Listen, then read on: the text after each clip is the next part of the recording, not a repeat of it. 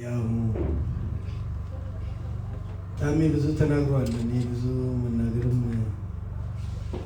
አያስፈልገኝም። ነገር ግን የምዕራብ ሐረርጌ ዞን ህዝብ በጣም ውስጤ የገባ ህዝብ ነው።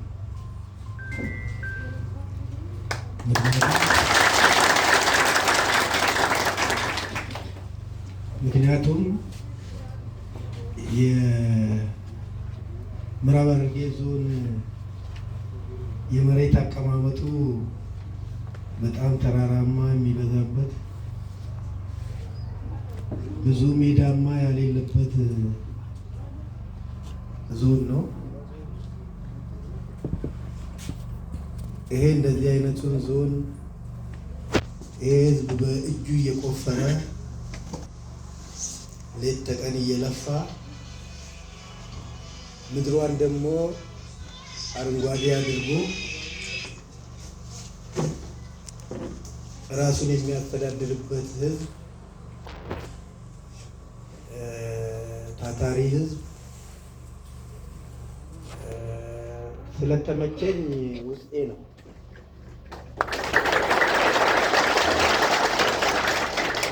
ሁለተኛ ባለሳሳት ወደ ቤተ መንግስትም ሄደው ጠቅላይ ሚኒስትራችንን የሚሰሩትን በተለምዶ የሚሰራውን ምንድነው ግድብ እዛም ሲሰሩ ምዕራብ ሐረርጌና ምስራቅ ሐረርጌ ተብሎ ሲነሳ ይሄ በጥንት ጊዜ ኢትዮጵያ ዘመናዊ ሆና የነበረውን ሁኔታ የመለሰ ህዝብ የሚመስል ህዝብ ስለሆነ ኡመተ ከሊኩን ኡመተ ቀሮሜ ዋንጅሉት ለይሰ ጅረዋን ተይለፊ ኡመተ ቀሮሜ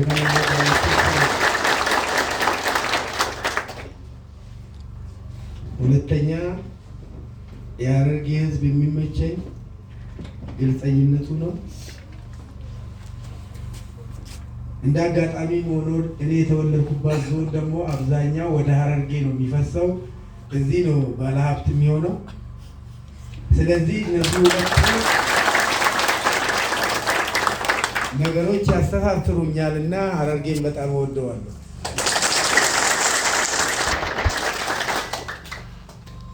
ከዚህ በተረፈ ዛሬ ፖሊስ ሆኜ ብቻም ሳይሆን የኦሮሚያ ፈጥኖ ደራሽም ሆኜ ከምስራቅ ሐረርጌ ይሄንንም ሐረርጌ እንደዚህ ከተማውን አላውቀውም፣ በረሃውን ነው ያኔ የማውቀው።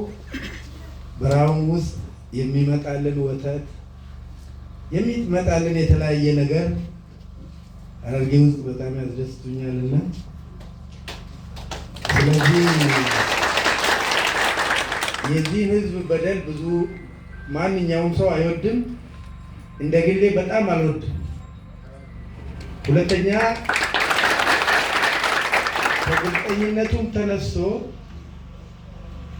እውነት ከሆነ ለመንግስትም ታማኝ ነው። በተለይ ከለውጡ በኋላ ሐረርጌ በጣም ለመንግስት ታማኝ ነው።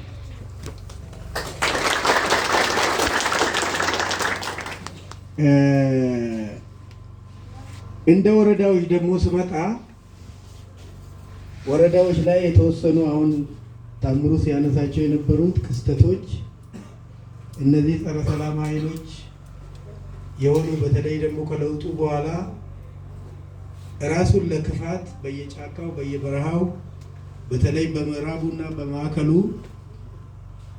ራሱን ሲያደራጅና ሲያሰለጥን ሲታጠቅ የነበረ ክፉ ኃይል ከኦሮሞ ማህበረሰብ ወጥቶ ማህበረሰቡን ለመግደልና ለመዝረፍ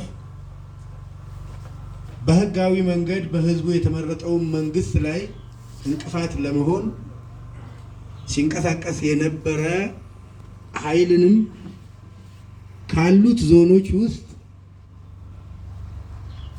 ሁለቱ ሐረርጌ፣ ባሌ በተጨባጭ በሀሳብም ይሁን በተግባርም ያልተቀበለው ኃይል ቢኖር ይሄ አራቱ ዞን ነው።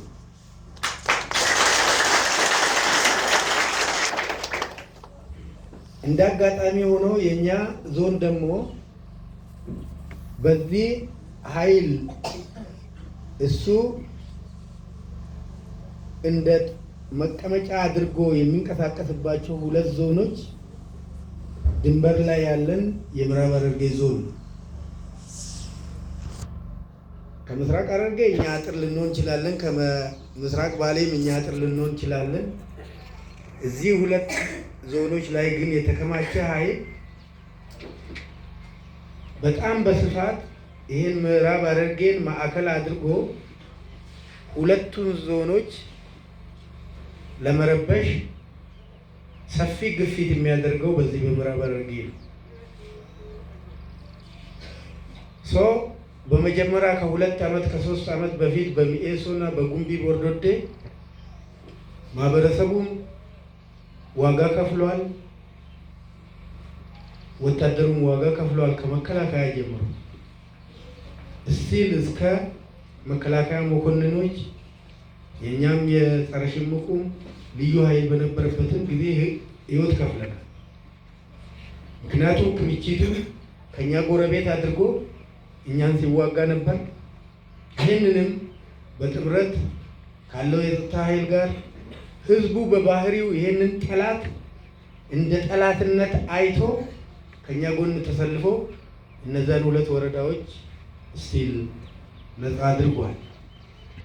አሁን በክፋት የተንቀሳቀሰበትና መቆጣጠር አለብኝ ብሎ በሰፊው መንቀሳቀስ የሚፈልገው በዚህ በአንጫር ወረዳ ነው።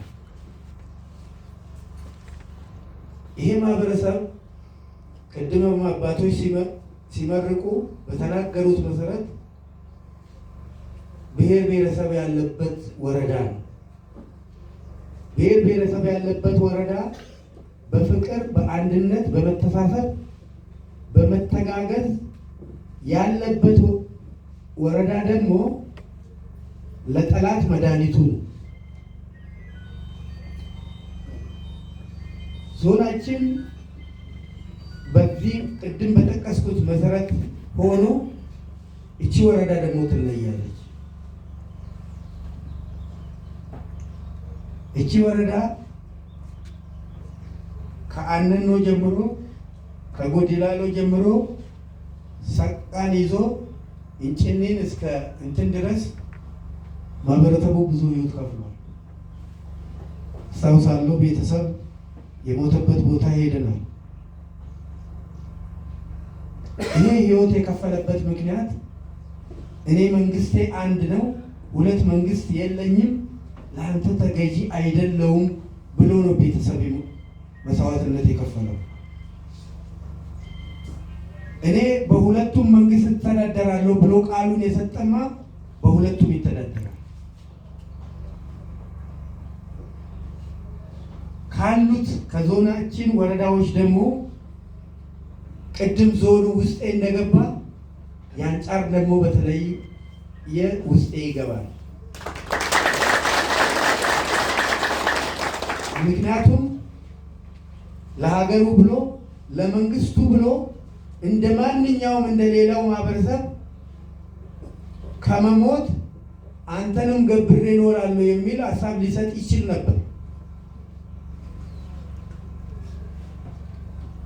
ነገር ግን ህይወቱን የሰጠው ይህን መንግስት ለማቆም ሰላሙን ለመጠበቅ ነው። ስለዚህ ለእንደዚህ አይነት ማህበረሰብ 4 ሞተር ብዙም አይደለም። ምክንያቱም እነዚህ ወጣቶች ለኔ ሰራዊት